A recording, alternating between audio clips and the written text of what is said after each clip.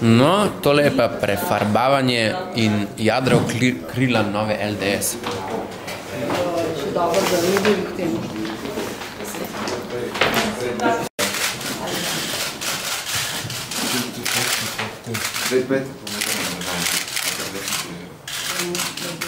A si lahko še enkrat daste roke, lepo prosim? Pa malo sem pogledate, gospod Kacin. Pa malo se ne smejte. Tukaj.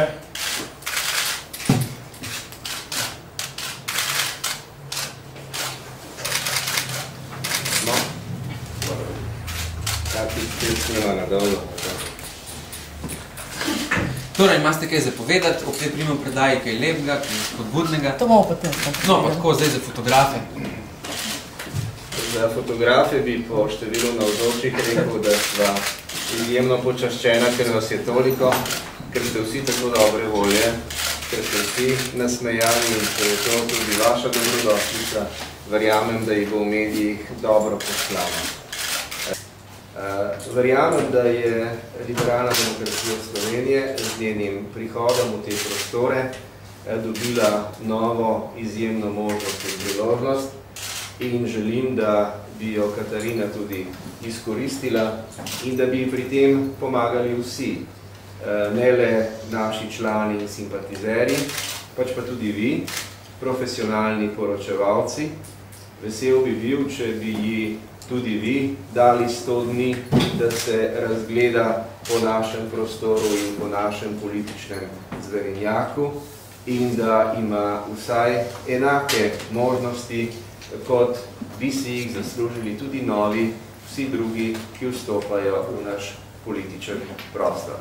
Skratka, Katarina, jaz sem zelo vesel tvojega prihoda. Hvala, ker si prišla in mi omogočila, da štafeto predam upravljeno. Vse dobro. Hvala lepo za lepe besede. Vesela sem lepega sprejema, dobrega sprejema. Vesela sem, da imam podporo vodstva stranke in da imam širšo podporo članov stranke, ker pred nami je veliko dela. Zato smo že danes začeli z delom. Imeli smo že prvi sestanek oziroma prvi kolegi predsednika stranke, na katerem je sodeloval tudi gospod Kacin, kjer smo si postavili smernice za naprej. Predvideni so že sklici programskih odborov, da organiziramo njihovo delo, planiramo njihov sistem delovanja. Obiskala bom vse zaposlene, se predstavila sem zaposlene v stranki, kako tudi v parlamentu.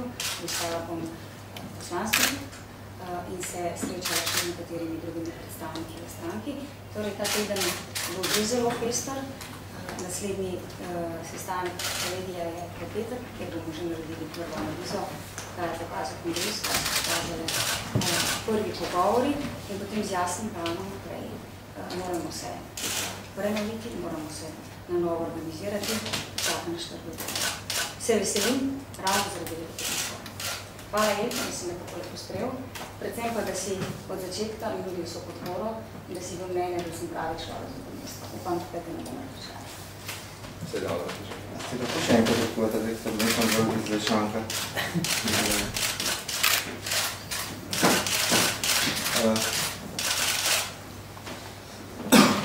Zdaj sva pa na voljo za vprašanja. Torej, ne držim stvari v svojih rokah, ampak Petra me je prosila, da pravočasno zaključim, da ne bomo tukaj dojeni. Prosim.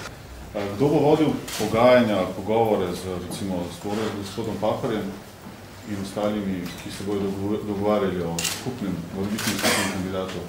In kaj menite o Turku kot možnem kandidatu? Namreč LDS že podpira Gasparija. Res je, dogovor o predsedniškem kandidatu je zagotovo prva naloga, ki se jo bomo zelo hitro lotili. Gospod Gaspari nam je dal neke vrste mandat, da začnemo pogovore o tem, da bi pridobili čim širšo podporo za njegovo kandidaturo. Že danes smo oblikovali ožji delovni program, ki ga vodim in ki se bo začel tako ukvarjati s tem, da pridobimo čim večjo podporo kandidaturi gospoda Gasparija. Pričakujemo v naslednjih dnevih, da se bodo začeli resni sestanki. Ali je Gaspari edini kandidat, s katerim liberalna demokracija računa?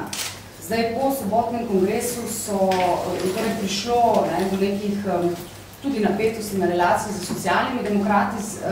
Kako ocenjujete morebitno kandidaturo Danila Turka in kako ocenjujete morebitno možnost, da na koncu Levica ne bo imela skupnega kandidata, deloma tudi zaradi prestižnih bojev med strankami? Korist Slovenije zahteva, da najdemo kandidata, ki bo najbolj primeren, ki bo zastopal želje in interese vseh državljanov. Torej, mnenja sem, da ne smemo popustiti morebitnim strankarskim bojem, to preveč pomembno vprašanje za nadaljnjo prihodnost Slovenije.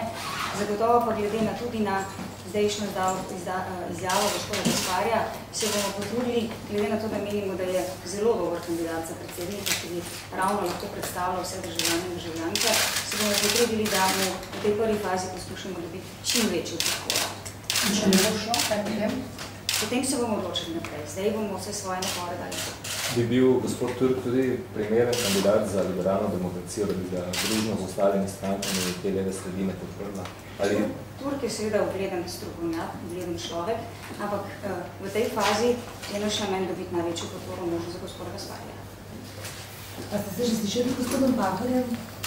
Gospod Pahor je bil prvi, ki je čestitev v kongresu in ob tej priliki sta se seveda dotaknila tudi tega vprašanja in se dogovorila, da se še v tem tednu dogovoriva za skupen termin, kjer se bo pogovarjala o tem vprašanju. Tako da pričakujem, da ta ali pa začetku naslednjega tedna se bova usedla in dogovorila na to.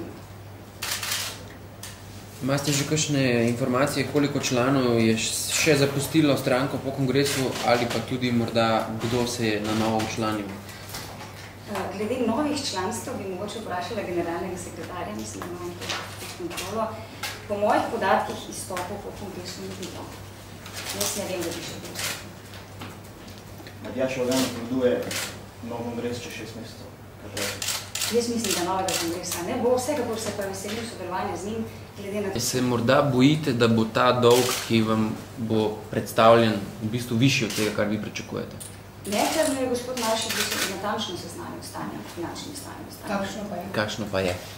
Točno številko lahko povedorjam, mislim pa, da je dobrih 800 000 evrov. Če smem biti natančen. Ko sem prišel na stranko, vi veste, ker ste videli bilanco, je ta stranka beležila $200 milijonov. Povem tako, ker je takrat pač bil zaključen račun še v dolarjih, minusa. Mi smo v tem obdobju že ta dolg sanirali, tako da neplačenih računov je za približno 80 000 evrov manj. Obenem so pa zneski, ki jih vi ponavadi obravnavate, seštevek neplačanih dolgov in najetega kredita. Mi pa najeti kredit, ki ga imamo pri komercialnih bankah, redno vključujemo in tudi neplačene račune iz preteklih let tudi vztrajno saniramo. Če bi se na koncu izkazalo, da je Mitja Gaspari kandidat samo LDS, če bo to recimo izplen tega trenutnega zapleta, ali si liberalna demokracija lahko z finančnega vidika privošči imeti svojega kandidata? Brez podpore drugih strank pomeni tudi brez finančne podpore drugih strank. Bom še jaz enkrat odgovoril. Ko se gre v nove volitve, seveda treba odpreti nov volilni račun in seveda pridobivati nove donatorje, sponzorje in sredstva. Tako da jaz sem prepričan, da v neposredno financiranje naše stranke in vsega tistega, kar sedaj počnemo,